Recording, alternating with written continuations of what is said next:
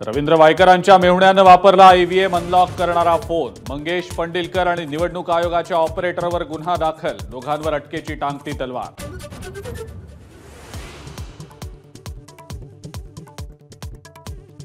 Rahul गांधींकडून ईव्हीएमची black बॉक्सची तुलना। राहुल गांधी आणि आदित्य ठाकरे यांच्याकडून एक्सवर पोस्ट। मुंबई उत्तर पश्चिम मतदारसंघाच्या निकालानंतर वायकरांवर आरोप।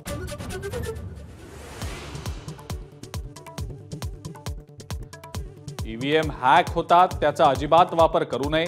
टेस्लाचा सीईओ एलन मस्कचं मत। तर भारतीय ईव्हीएम सुरक्षित असून हॅक करणं अशक्य। माजी केंद्रीय आयटी मंत्री राजीव चंद्रशेखर यांचं प्रत्युत्तर।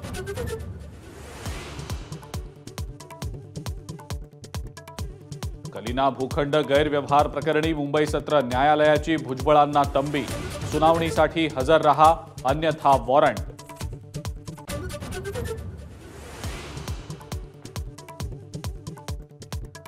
ओबीसी आरक्षणासाठी आंदोलनाची गरजच काय? बबनराव तायवाडेंचा उपोषणकर्त्या हाकेंना सवाल। तर ओबीसी आरक्षणाला विरोध करणाऱ्यांचे उमेदवार पाडणार, प्रकाश शेंडगेंचा इशारा।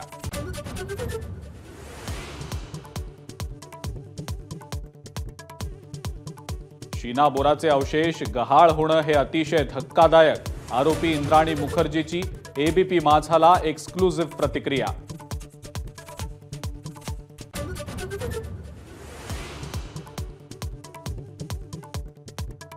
सलमान खानला यूट्यूबवरनं जीवे मारण्याची धमकी दिल्याप्रकरणी तरुणाला राजस्थानमधनं अटक। बिश्नोई गँगशी संबंधित बनवारीलाल गुज्जरला मुंबई गुन्हे शाखेनं ठोकल्या बेड्या।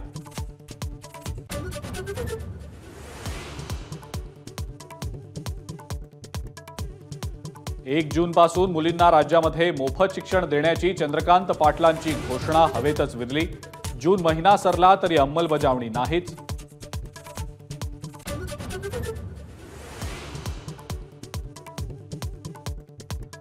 एसटीचा पास आता थेट शाळेत मिळणार। पास केंद्रावर जाऊन रांगेत उभं राहण्याचा त्रास टळणार।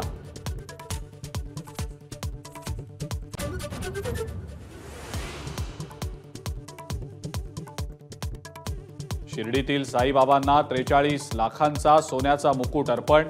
देणगीदाराकडून नाव जाहीर न करण्याची संस्थानला विनंती।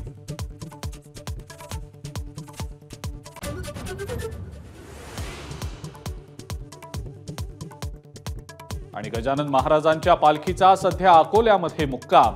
पुढच्या प्रवासासाठी उद्या सकाळी पालखी मार्गस्थ होणार।